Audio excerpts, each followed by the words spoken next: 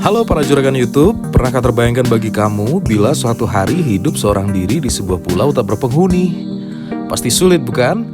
Hidup menjomblo aja udah sulit, apalagi hidup sendiri di sebuah pulau tanpa seorang pun. Tapi kejadian ini beneran terjadi loh.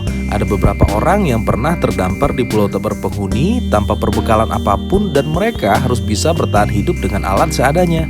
Ditambah, orang-orang ini juga terasingkan dari dunia luar. Berikut kisah orang-orang terdampar dan bertahan hidup di pulau. Nomor 1. Jose Salvador Alvarenga. Pria ini terdampar karena iseng mancing ikan hiu. Malah jadi terdampar di pulau selama 13 bulan nih. Jadi ceritanya begini nih juragan. Pada awal 2014, Jose Salvador Alvarenga ditemukan di sebuah atol di Kepulauan Marshall setelah perahu kecilnya terdampar 13 bulan sebelumnya. Setelah terdampar, Jose lalu memulai perjalanannya di pulau tersebut sejauh 6.000 mil. Sebagian orang menyangkal pengakuannya, namun ini sebuah kenyataan. Menurut Jose, bencana ini berawal dari aksinya bersama segerombol pemuda dan mereka hendak memancing ikan hiu bersama.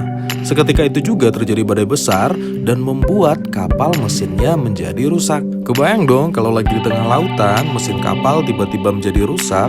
Wah, kapalnya pasti terombang-ambing oleh ombak kesana kemari. Singkat cerita, kelompoknya lalu terdampar dan mencoba mencari jalan pulang.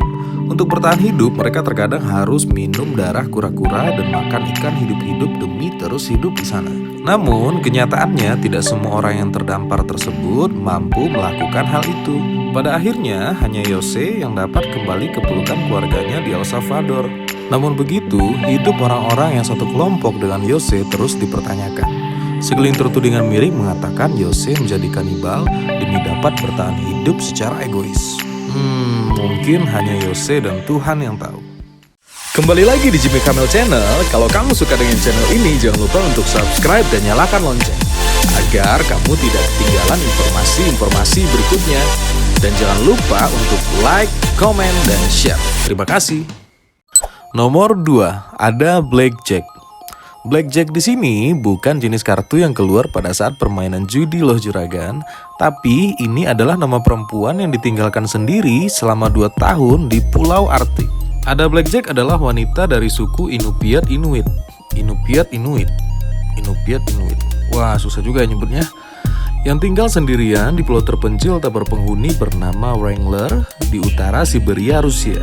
Jadi ternyata pada 16 September 1921, Blackjack menjadi salah satu dari 5 orang yang ditinggalkan dalam sebuah ekspedisi yang dipimpin penjelajah bernama Vigjalmur Stevenson untuk mengarungi lautan beku Caki menuju Pulau Wrangler.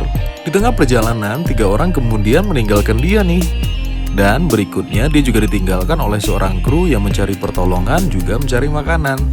Namun sebelumnya Blackjack diajarkan untuk berburu oleh salah satu kru tadi untuk bertahan hidup. Namun kemudian kru-kru tadi akhirnya meninggal dan Blackjack hanya sendirian di pulau itu. Ayo, ada yang mau nemenin gak nih? Pada Agustus 1923 akhirnya si Blackjack juga selamat nih juragan. Dia diselamatkan oleh seorang rekan dari Stevenson. Nomor 3, Tom Neely. Jadi si om-om satu ini sanggup bertahan 16 tahun hidup sendirian di sebuah pulau di Samudra Pasifik. Wah, para bucin dunia maya pasti merinding disco nih lihat ketangguhan si om-om ini. Tom Neely adalah pria yang berasal dari Selandia Baru yang tinggal di Pulau Swarrow di Kepulauan Cook di tengah Samudra Pasifik selama 16 tahun. Si om ini bertahan hidup sendirian selama 3 periode antara 1952 hingga 1977. Sebenarnya 30 tahun sebelumnya Neely pernah memimpikan bisa tinggal sendirian di sebuah pulau. Impian itu akhirnya terwujud saat usianya mencapai 51 tahun. Si om mengenal Kepulauan Cook ketika masih berusia 18 tahun saat bertugas sebagai tentara angkatan laut Kerajaan Selandia Baru. Setelah tugasnya selesai, dia bekerja sebagai penjaga toko di kepulauan itu dan bertemu dengan Robert Dan Frisbee, penulis yang menceritakannya tentang sebuah pulau bernama Swarrow, dan Neely akhirnya tertarik apalagi dia tahu lokasi pulau itu. Pada Oktober 1952, Neely akhirnya berangkat dengan membawa bekal seperlunya. Dan dia juga turut membawa 2 ekor kucing loh ke pulau itu. Di sana Neely tinggal di sebuah bangunan bekas militer pada Perang Dunia Kedua. Di pulau itu Nelly bertahan hidup dengan makan ikan, kepiting, kerang, kelapa, pisang, dan sayuran liar. Sampai akhirnya pada 1977 ia terkena penyakit kanker nih. Dia kembali dan meninggal 8 bulan berikutnya.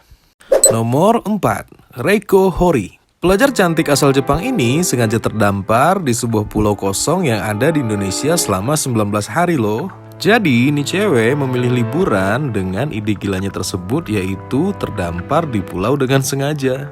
Reiko Hori memutuskan untuk menguji dirinya hidup sendirian tanpa bekal apapun di Pulau Amparo sekitar 6.760 km sebelah barat Laut Australia. Selain tak berbekal makanan, Hori ternyata juga tidak membawa alat bertahan hidup di alam liar seperti tenda, golok, korek api, dan alat penerang.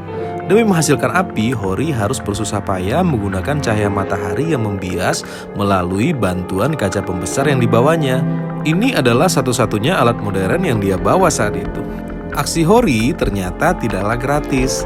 Dia harus membayar terlebih dahulu untuk bisa mencoba hidup sebagai tokoh Tom Hanks dalam film Castaway. Dalam melakukan hal ini, Hori ternyata dibantu oleh sebuah biro perjalanan yang bernama Doc Castaway. Doc Castaway inilah yang bertanggung jawab atas ekspedisi yang dilakukan Hori. Pada awal kedatangannya, Hori tidak mempersiapkan apapun untuk ekspedisinya. Lebih parahnya, dia tidak memiliki bekal ilmu untuk bertahan hidup di alam liar. Namun begitu, Hori ternyata tidak patah arang nih. Dia tetap melanjutkan niatnya untuk berpetualang selama 2 minggu di pulau tak berpenghuni tersebut. Selain tinggal sendirian di pulau tak berpenghuni, gadis muda ini ternyata mengaku bahwa setiap hari dia harus tidur beralaskan dengan pasir. Meski badai datang, dia akan mencoba bertahan dengan apapun yang ada di sana.